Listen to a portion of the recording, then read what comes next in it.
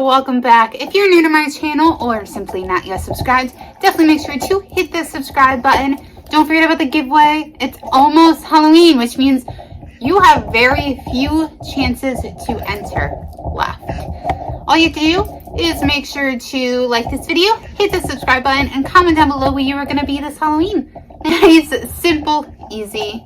I know my costume could be better right now. I just have my little witch hat on. But I'm dressing up tonight for a Halloween party at my sister's. And then we're also dressing up on Halloween, obviously. But because I'm dressing up later, I didn't want to get the costume all dirty before we go. It has a lot of white in it. But I'll film then too.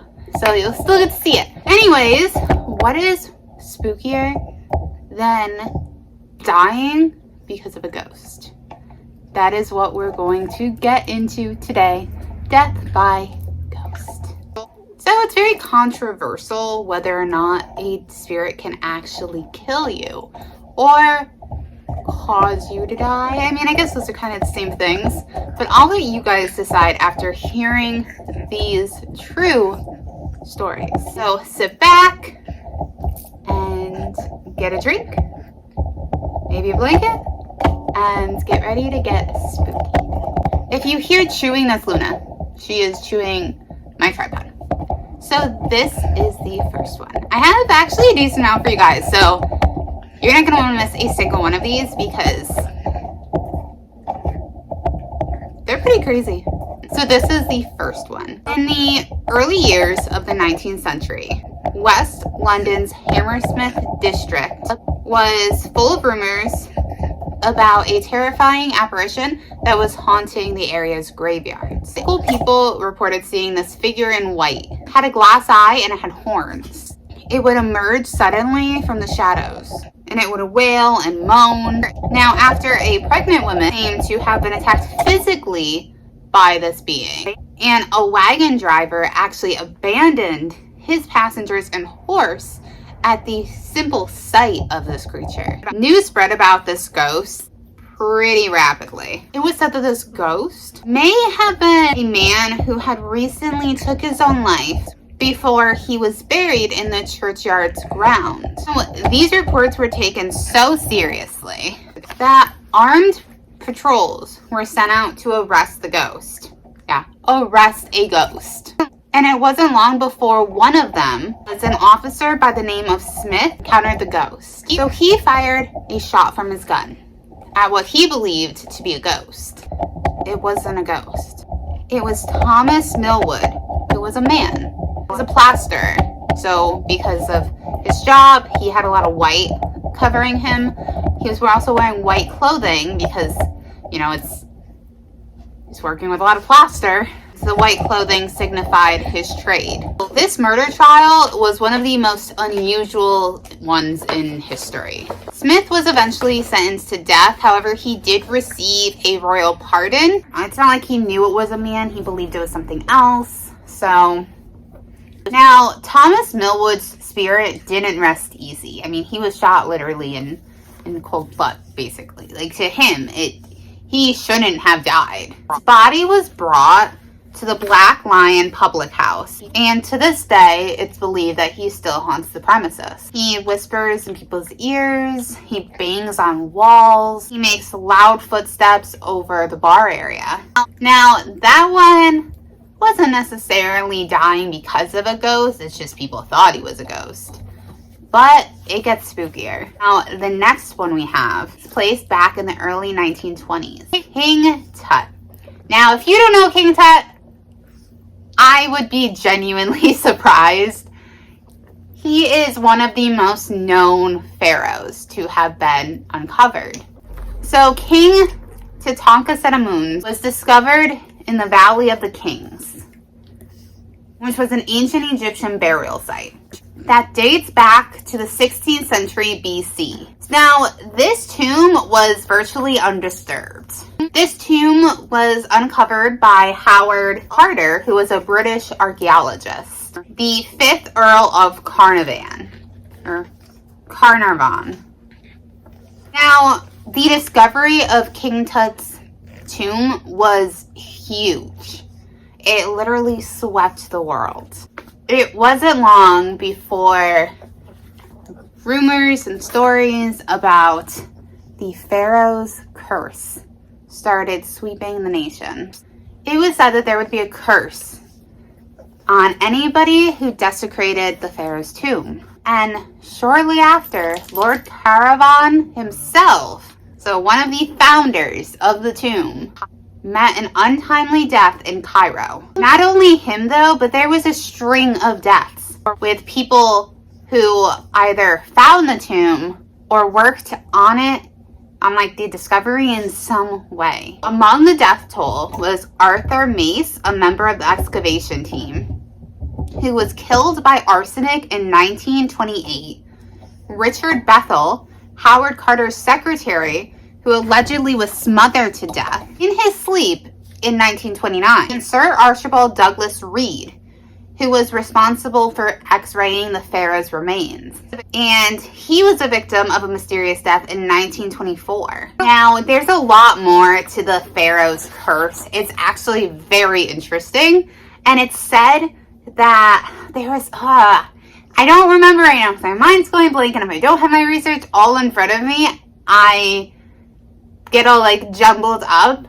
But there was an instrument that got played, and it was King Tut. It was found in King Tut's tomb, and there was an inscription on it that said that it should never be played, otherwise the release of the curse. And it's said that that's why everything's happened. That has since 2020. Because it got played. So maybe some things are just better left alone. But I'll do a ton of research to get together a whole video of that for you guys, because I promise you guys, it is so incredibly interesting. Next we have Alcatraz. So most of you probably know what Alcatraz is. I'm quite fascinated by Alcatraz. I would love to go and see Alcatraz and even do a paranormal investigation. Like, just to see it would be enough for me. But to do a paranormal investigation there, to like spend the night on the island just doing that would be amazing. I had to do a whole research project on Alcatraz in school, and about Al Capone, who ended up in Alcatraz, and all those things. So Alcatraz definitely fascinates me. It's said to be one of the most haunted places in the US. But perhaps the most haunted spot in Alcatraz is cell block D. Now, a portion of the D block is known as the hole. And the hole is the coldest part of the prison. It's where the solitary confinement cells were placed. The cells featured only a sink, a toilet, and a dim light bulb that was controlled by the guards. The prisoners were given a mattress, but the mattress got taken away during the day. They weren't allowed to read in there. So there was just boredom. That's all that they had. And the final cell in the hole was called the Oriental. And this was a steel sensory deprivation chamber. Bye. Bye. Are you going? Why do you want to go play with the puppy outside? No. It was a steel sensory deprivation chamber with only a hole at the bottom for waste. During the 1940s, there were several reports of a ghostly man. Ghostly man? Yeah. How? He's big? Maybe. Maybe. Maybe, mommy. Was he? Who was wearing late 19th century prison clothing, patrolling the hole. And it said that this specific apparition may have caused the death of a prisoner. Now, shortly after being locked in one of the cells, the inmate began screaming that there was somebody with glowing eyes trapped in the cell with him. Now, the guards just kind of ignored it. They didn't take it seriously. And the prisoner screamed for a very long time. And then it grew quiet. Next day, the guards discovered the prisoner had been strangled to death. Handprints on his throat were fresh. And some believe that the guards had finally snapped, they were sick of his screaming, and they did it. However, a thorough investigation held up no evidence that it was the current guards that had killed the prisoner. Next one takes place in 2013. Villagers living in a Tambon Thai Sawang in Thailand were terrorized by a ghost of a widow who it was believed had killed 10 men in the space in only a month. All of the men died under mysterious circumstances. Some were sleeping and others were just walking and they would drop dead. Every single one of them had been reported to have died from respiratory failure. None of the men previously showed any signs of being ill. The villagers had hired a medium, and she had blamed the widow for the deaths of all the ghosts. The medium then recommended that each of the residents hung red shirts outside of their homes to repel the ghosts, especially those who only had a single son, because they were most at risk. Now, after they hung the red shirts, this was the end of the deaths. No more happened. In 2018, a different Thai district were being terrorized the same way. So was it the same ghost or is something else happening?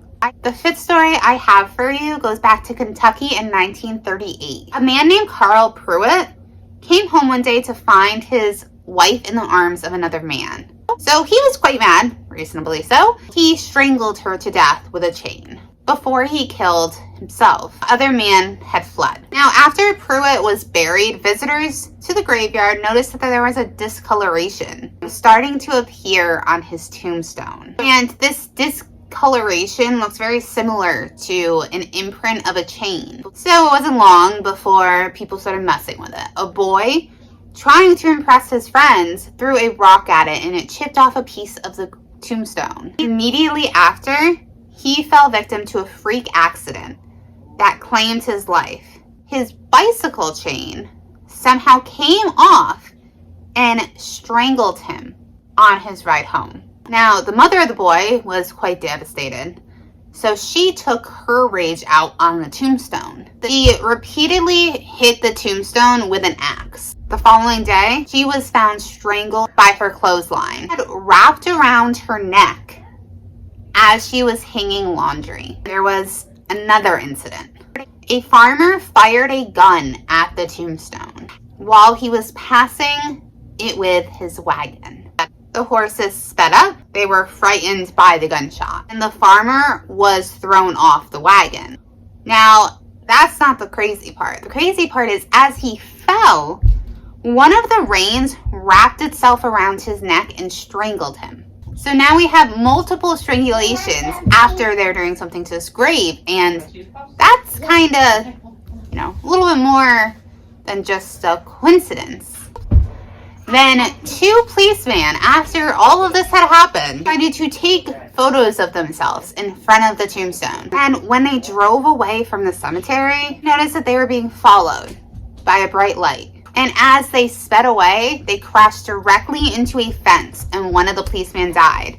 His head was almost entirely severed by the chain and it hung between the fence posts. So for years, people had avoided the cemetery. But in the 1940s, there was another man who decided to take the risk of attacking the tombstone with a hammer. I feel like at a certain point, people just get stupid. So after this guy attacked the tombstone with a hammer, he was later found dead. He was strangled by a chain that locked the cemetery gates. Who? I don't know his name. I know his name either. You don't know it either?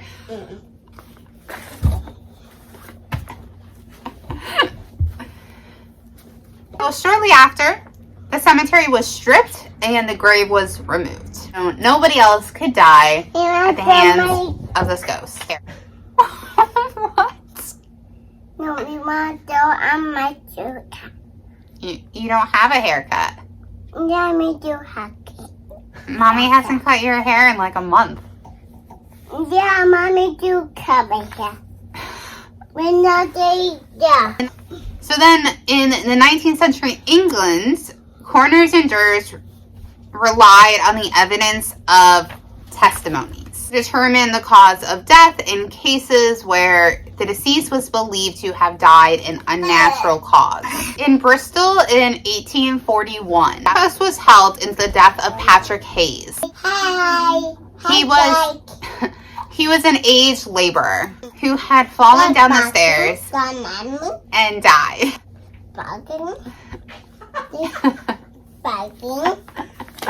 Yeah, what are they talking about? People die, and he's like, he's Sebastian. Here's Mom.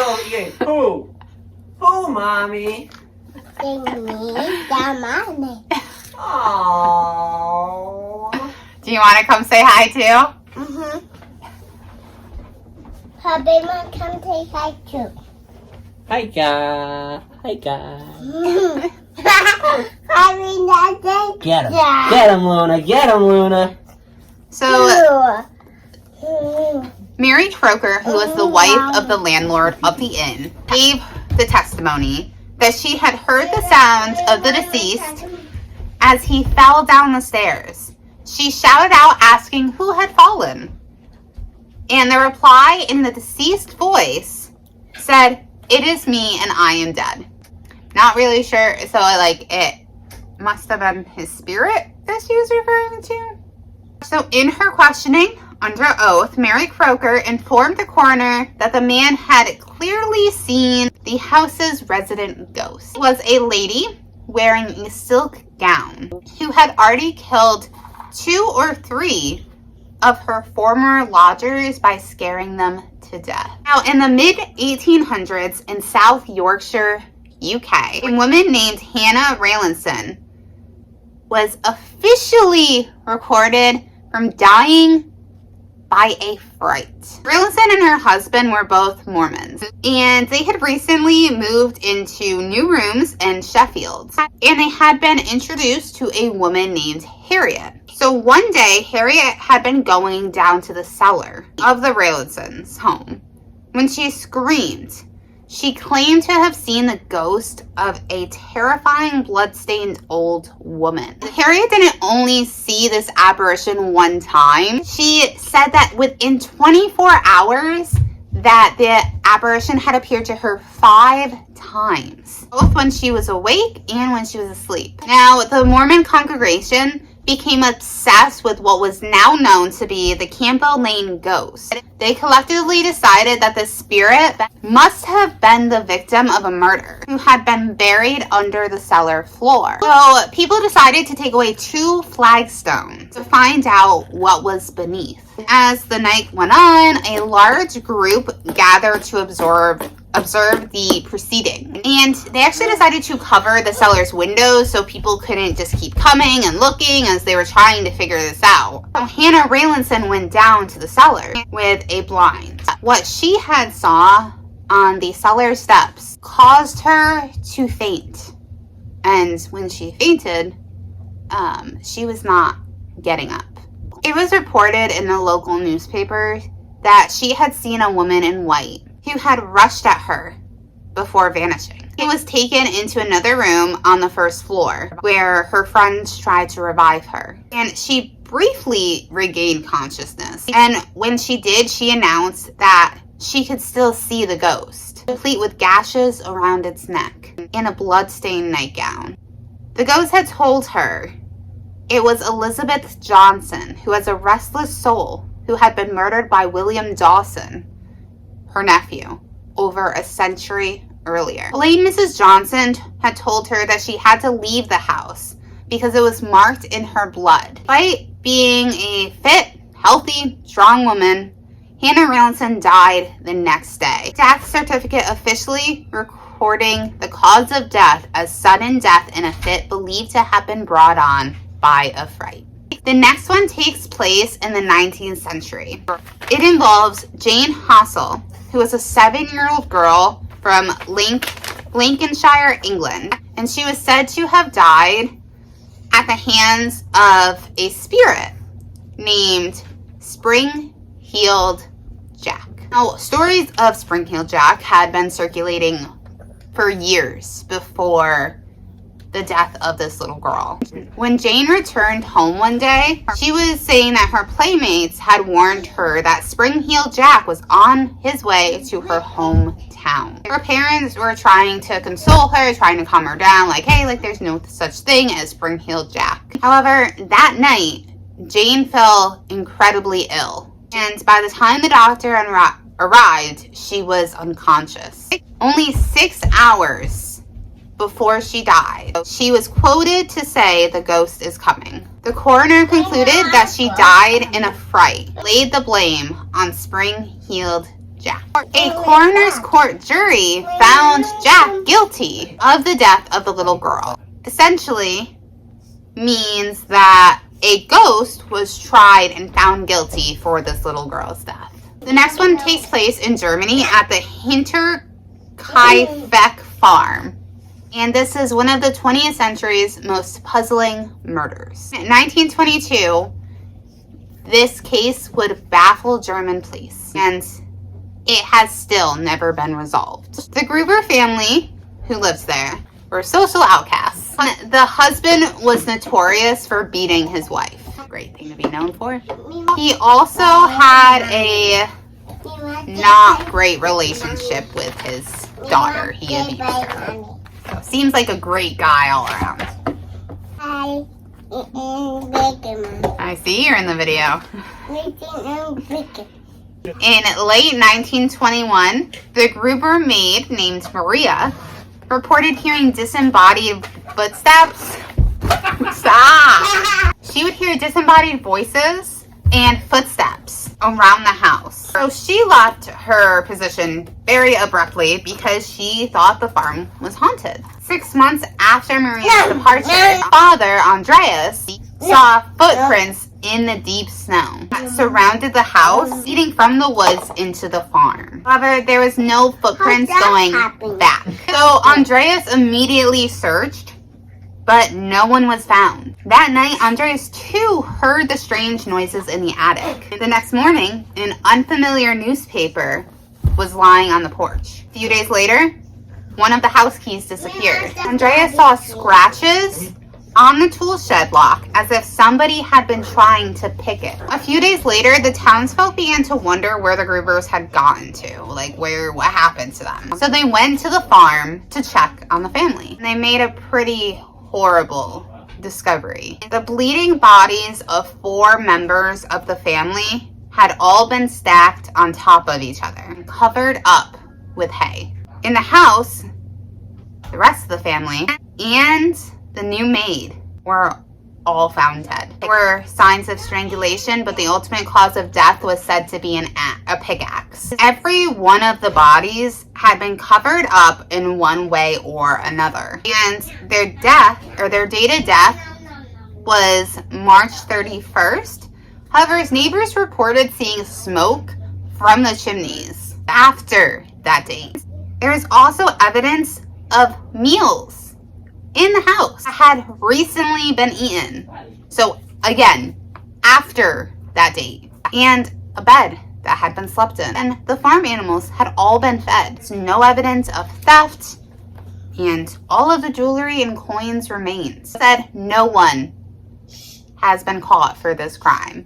And it's really strange, like that there were all of the family was found dead both in the barn and the house, and people were still in the house. So they were just, or that's why it's kind of like is it a spirit? They were hearing these voices, they're hearing these things, but kind of like the meals being eaten and stuff doesn't really seem ghostly. Now, the last one I have for you happened in 2009. Jamison family disappeared, like completely fell off the face of the earth. Their bodies wouldn't be found for 4 years when their skeletal remains were discovered lying face down in the woods. And this was close to where their abandoned truck was found back in 2009, because their truck was found, but they weren't for 4 years. Now, before they had disappeared, the Jamison family had told anybody that would listen that their family was being haunted, and that their little girl, who was only 6 years old by the name of Madison, would regularly have conversations with a ghost girl who had died in their house decades earlier. The day that the family had disappeared, there was security camera footage that shows them packing their vehicle. And they kind of seemed like they were in a trance. There's been no cause of death determined. And there had been suggestions that the family members were possessed by the ghosts that inhabited their home. Their bodies were so decomposed that there was no telling what actually killed them. Let me know if you guys think any of them, or all of them, or none of them are because of a ghost. Some of them, I think, was the fear of the image of the ghost. And the last one kind of reminds me of, what one is that? What movie is that? Where the little girl befriends the ghost. Is that Amityville? Might be Amityville. Where a little girl befriends the little girl ghost. And she says something along the lines of, she wants me to go with her and play with her forever. And she's walking on the roof. Something along those lines. Not doing a very good explanation of that. But let me know what you guys think in the comments down below. Make sure you're subscribed. Hit that like button. And make sure to comment what you're going to be for Halloween down below so you're entered into the giveaway. And until next time, I love you guys. Bye.